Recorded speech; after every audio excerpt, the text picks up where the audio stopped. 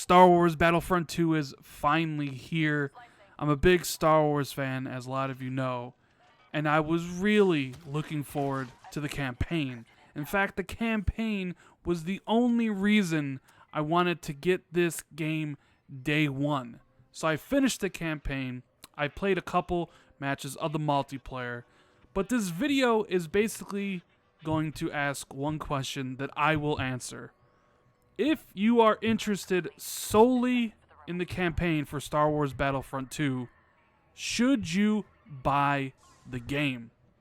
That is the topic for this video, and I'm going to talk about it right now. What is going on, guys? Randall Thor 19, a man with the million, back again with another video. And single player campaigns, I love them. They mean more to me than the multiplayer of most games. And the reason I wanted to make this video was because I know there are a lot of people out there like me, Star Wars fans, who really don't give a damn about the multiplayer, but want to play the single player that is canon to the universe. And like last year, with another multiplayer only game that actually got a single player, Titanfall 2, I kind of addressed it in my review that even if you aren't interested in the multiplayer, that the campaign was worth playing Titanfall 2 just for the campaign. Multiplayer was just a bonus on top of that. And I'm gonna address that right now. If you're only interested in the campaign in Battlefront 2, should you spend the $60 on Star Wars? And yes, I am playing Star Wars Battlefront 2 on the Xbox One X, and it looks absolutely ridiculous. Possibly the best game on the system. From the gameplay segments where you're running around on the different planets with all the different lighting and colors, or you're flying around in your TIE fighter and seeing all the Star Destroyers and X-Wings and TIE fighters shooting at each other. The game looks amazing.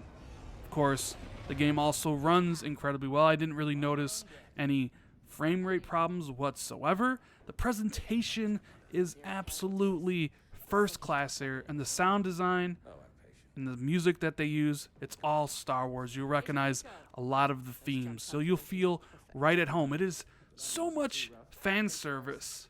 That's what the campaign is basically all about, fan pleasing and fan service. Now, the story of the game, it takes place between Return of the Jedi and the start of Force Awakens. It is the untold story, basically. You play as Iden Verso, who, along with her comrades Del and Husk, form the Empire's Inferno Squad. And this is where the game kind of first presents some of its issues, is with these main characters. Because honestly, they're not likable, and they are completely forgettable in the grand scheme of things. I didn't care about anything they were doing. I didn't care if they lived or died. And that's partially because you don't learn anything about them. You don't learn anything about their history. Iden, the only thing you learn about her is that she's loyal to the Empire, and her father is an admiral. That's it. Del's a little bit more fleshed out because of conversations he has with somebody, but there's no reason to care. And I think that's partially because the script, at least the dialogue given for them, isn't good, and the voice acting is just okay. It's nothing extraordinary, and I just didn't care about what they were doing or why they were doing it. Now, you don't play as Iden the entire campaign, and I'm not going to spoil who you play as in certain segments, but it is pretty damn cool. The Star Wars geek in me was smiling. I was like, this is what I wanted. It is incredibly cool, and I hope when you play the game you have that same feeling as me. Now, there are 12 missions in the game, and I actually think it's paced pretty well for the most part. You have a lot of missions where you're on the ground, taking out the enemies, although it is kind of repetitive in nature.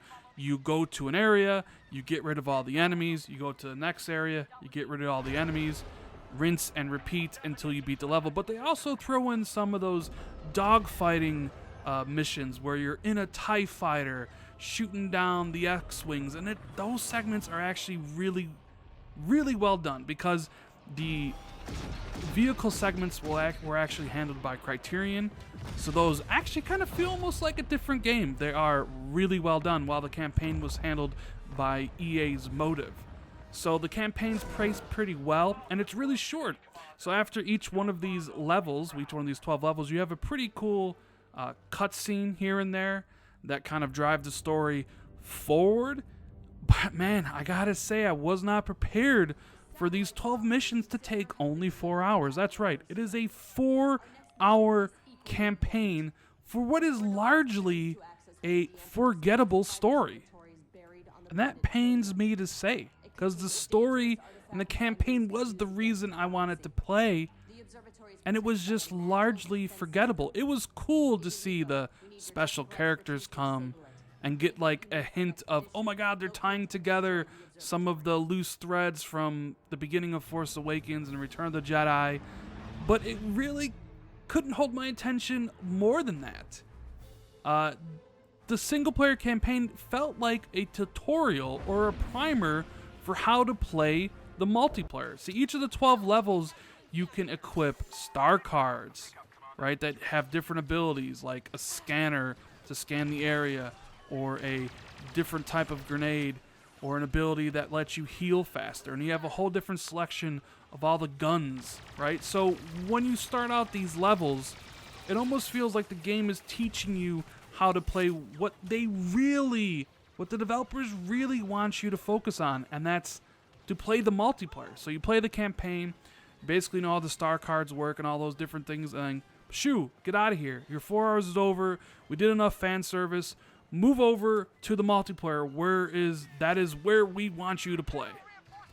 This is why it's going to pain me to say, but no, the campaign by itself is not a good reason to spend $60 on Star Wars Battlefront 2. I can already hear all the Star Wars fans saying, but Rand, I need to play the story in this game. And I know nothing I'm going to say is going to deter you from getting your Star Wars fix. I get it. I'm just like you. I had to have this day one. But my recommendation is, if you are one of those people who have to play it, go to Redbox and rent it, or rent it from GameFly. Spend the $3 at Redbox, and you'll be done in a single day. That's all you have to pay. Now, if you're interested in the multiplayer as well, that's a completely different story, but we're not talking about that because I haven't played enough of multiplayer to form an opinion. Guys, the game is 4 hours long, and the story is largely forgettable. The main characters are unlikable. Sure, it has its moments where it's kind of really good. The moments when you play as those iconic characters, and you have a smile on your face, and you're like, man, I feel like a kid again. This is why I love Star Wars. But they're very fleeting. They don't happen very much. And at the end, you're left with kind of a hollow experience, because the campaign of Star Wars Battlefront 2 is just good. It's nothing special. It's not great. It's not terrible, and it's not bad. It's just good. But just good in this day and age isn't worth your $60. There are far better games to play, far better titles to check out, especially when you can get this one on the super cheap and get the experience that you wanted for like $2. And you know what? This might be on me as well. I know I'm kind of sounding a little bit down on this one, but I don't think I managed my expectations properly. Because I'm a huge Star Wars fan, I got my hopes up on this one. I should have kept them lower. Because honestly, the game isn't terrible. It's not bad. There are some enjoyable moments in here. It's just that I was expecting greatness, and I didn't get it. I got good, but I was expecting so much more because I wanted to be wowed by a Star Wars game, and it just didn't happen for me. You know, if the campaign was longer, if it had more reason to care for the main characters, if it wasn't so much a blatant tutorial for the multiplayer, I would say, yeah, play this. I just I just need to learn to manage my expectations better in the future. But for right now, the answer is no. Do not buy this game at $60 for the campaign only in Star Wars Battlefront 2. Be wiser with your money than I was.